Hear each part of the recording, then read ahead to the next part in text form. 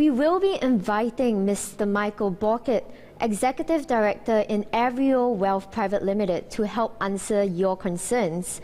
In 2010, Michael moved to Singapore where he focused on financial planning and wealth management. For cross-border and multi-jurisdictional clients, Michael has been active in the Singapore community, having served on the boards of the Financial Planning Association of Singapore and the American Association of Singapore.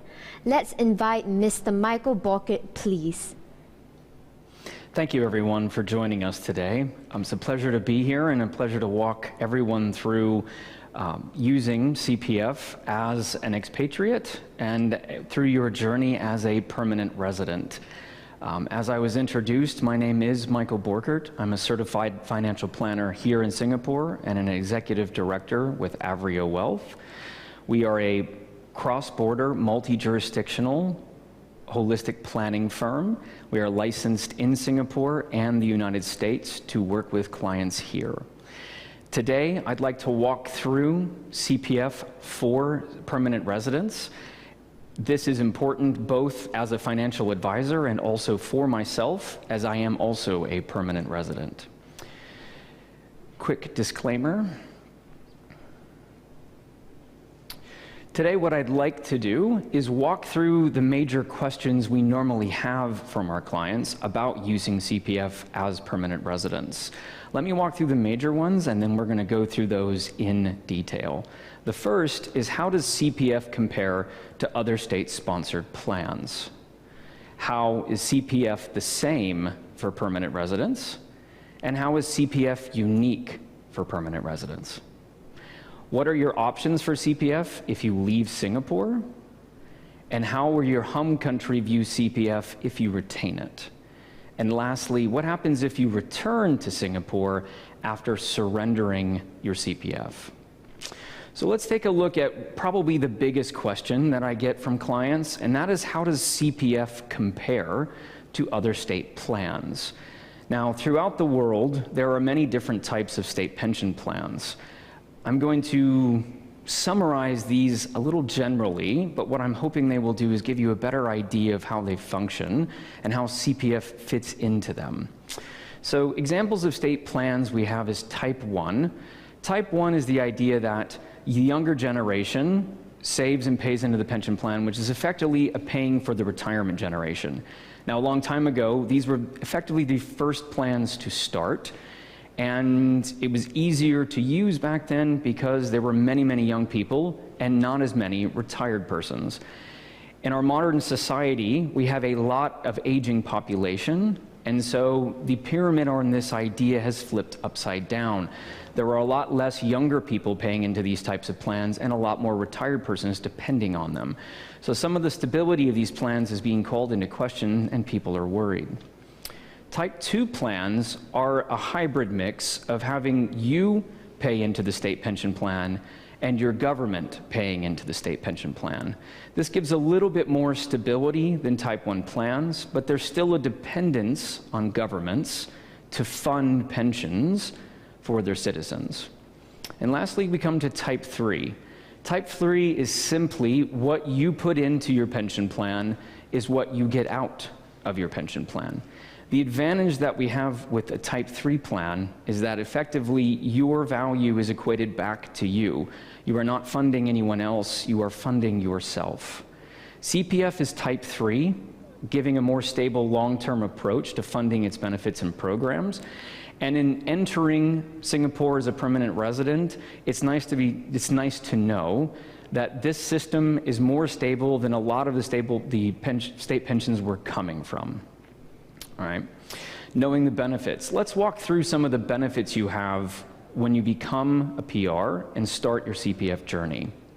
First is that all major features of CPF are the same for permanent residents. Let me walk through a few of the major ones with you. First is your CPF accounts. Ordinary account, special account, MediSave account, and eventually, when you turn 55, your retirement account. CPF Life. This is a major and an important part of CPF for a lot of permanent residents because it will form a pension for them and will form a foundation for their financial plan. MediShield Life which is the medical insurance attached to CPF, CareShield Life, which is the disability insurance attached to CPF, investments, and the ability to invest your funds through the CPF Ordinary Investment Scheme and the CPF Special Investment Scheme, and finally, housing, the ability to use your CPF accounts to help fund your property purchases in Singapore. Remember that as a permanent resident, you have access to all of these as normal citizens do within CPF, which is a major benefit for everyone. Okay. Now let's walk through a bit of the differences that you'll face as a permanent resident. The first is starting. When you first enter into the CPF system, there are some launching programs you'll go through in order to start your savings and in order to get the benefits of the insurance that are attached. The biggest item for this is your graduated contribution rates, and I'm going to go through this in more detail. The second is if you leave Singapore, we're going to walk through the procedure of your CPF withdrawal upon PR surrender and what options that you have with that. The last is if you return to Singapore and reinstate your permanent residency, you'll also have to go through the process of reinstating your CPF. So I'm going to walk through this in detail on the process of that. So let's start our journey as a permanent resident. What are we going to face and how are things going to change as we enter the system? The first and biggest that you will face when you get into this is you'll start your monthly contributions into CPF. This will come out of your salary and be saved for you into your CPF accounts. Now, in year one, the maximum that you will pay is $300 from your monthly income. In year two, you'll start your graduated increase to the standard rate. You'll have $900 a month come from your income. And then in year three, you'll have $1,200 a month, up to $1,200 a month from your paycheck be contributed to your CPF. Now, the thing to note about year three is that year three is then stable and the same from every year onwards.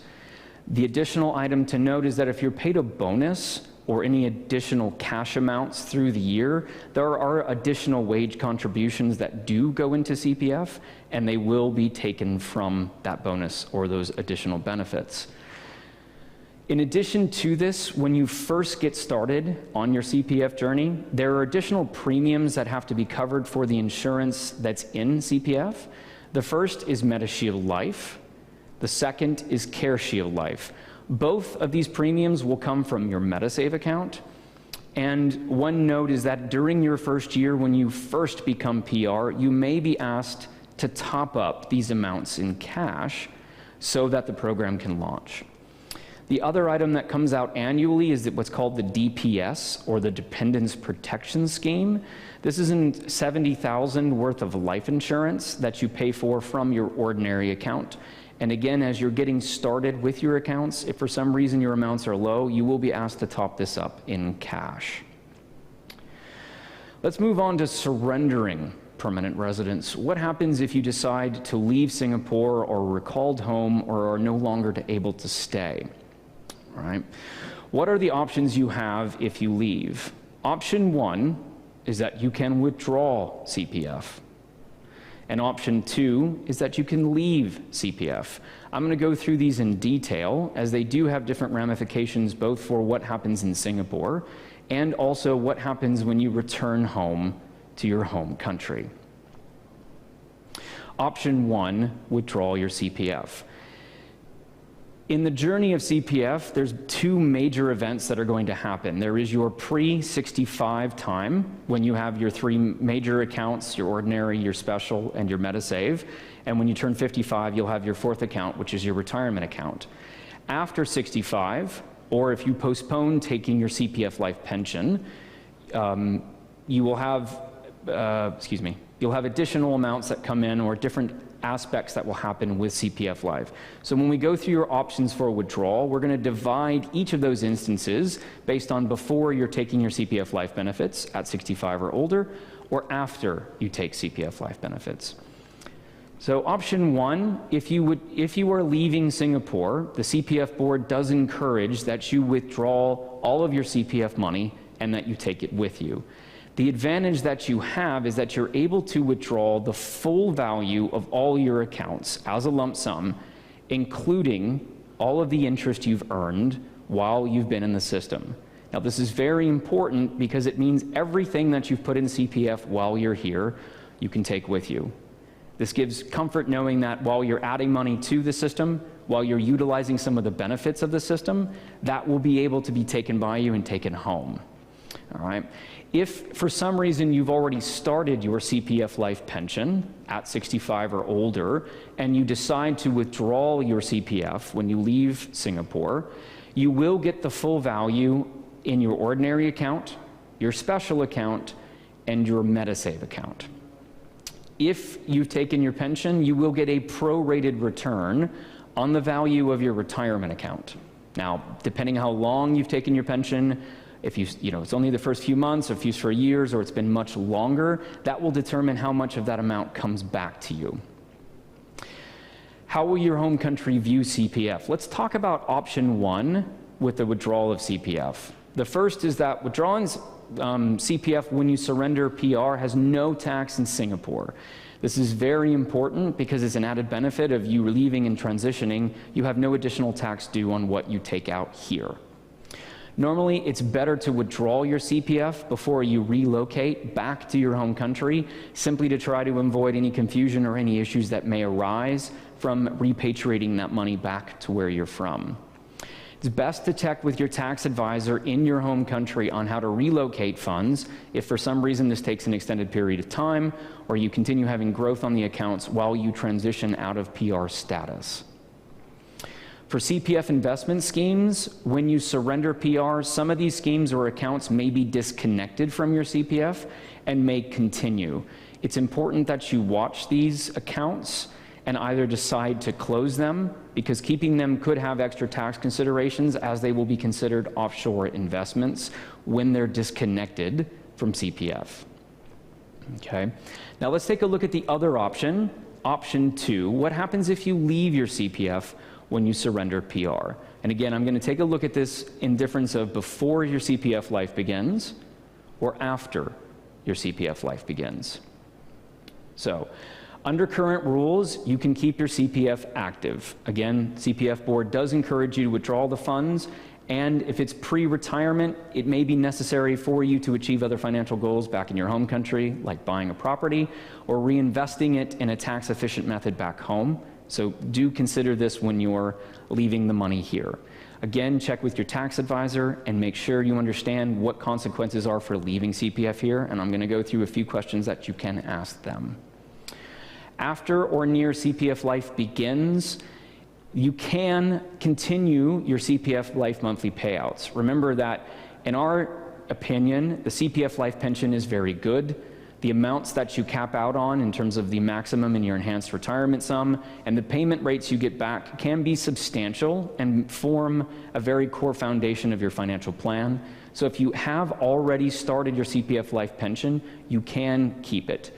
And if you are only surrendering part of CPF or withdrawing part of CPF, you can actually continue and collect the pension for the rest of your life.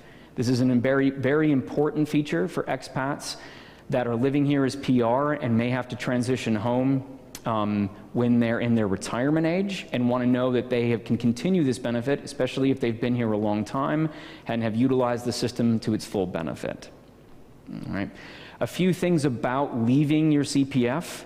One is definitely review this with your tax advisor to see if your CPF account qualifies as an interest account or effectively similar to a bank account.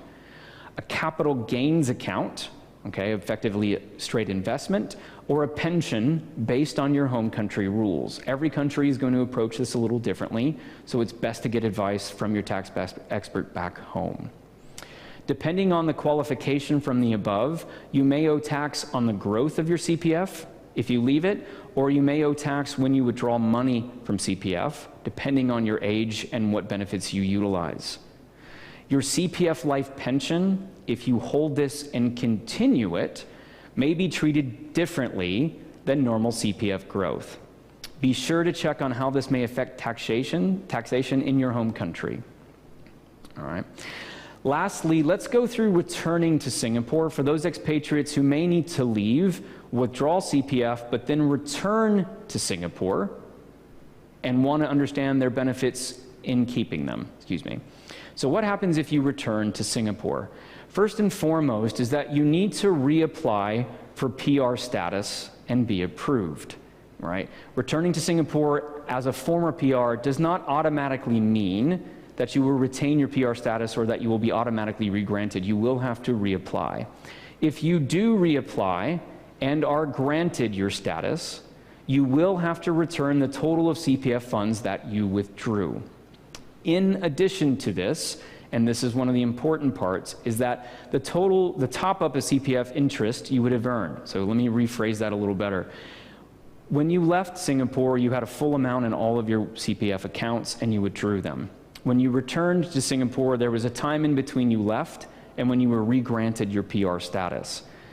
When you re-top up your CPF, the interest you would have earned in that interim period needs to be made up for and also placed in your CPF account. So you have two total amounts. The amount you took out and the interest you would have earned has to be put back in for you. Okay. Now what I'd like to do is transition to suggested actions for those of us who are new permanent residents or those who may have been permanent residents for a while and may not know all of the features of CPF. Okay.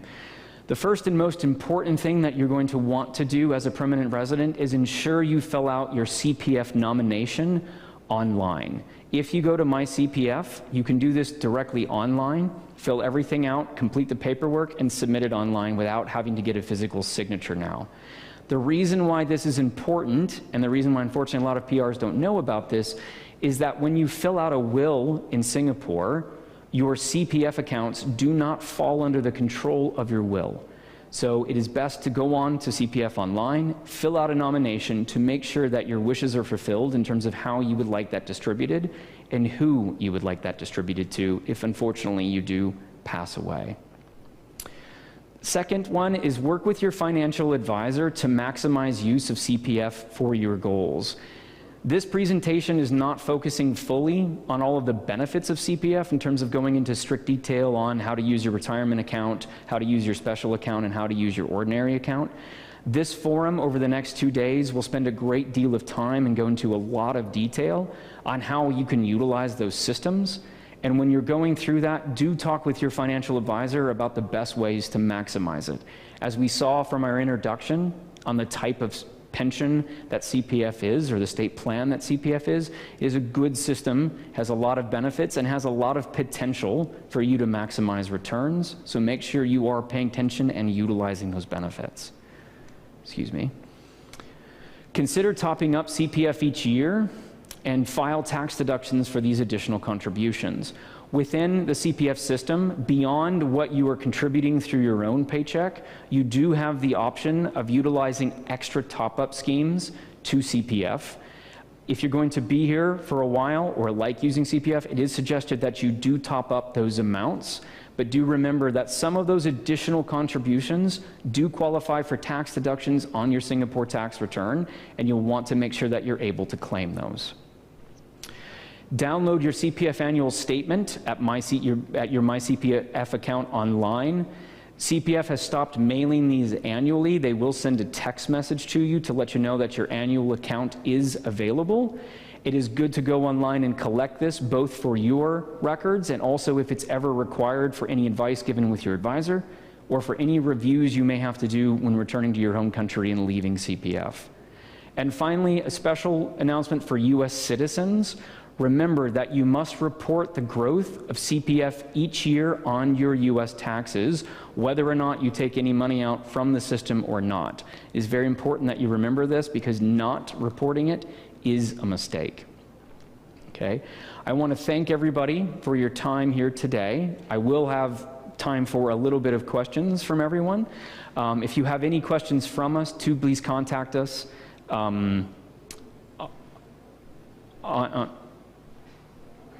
With everything? Okay. So there's no questions today? Okay. So if there's no questions today, I want to thank everybody for joining us and really appreciate your time. Please reach out to us at Avrio Wealth if you need anything or have anything further. Thank you so much.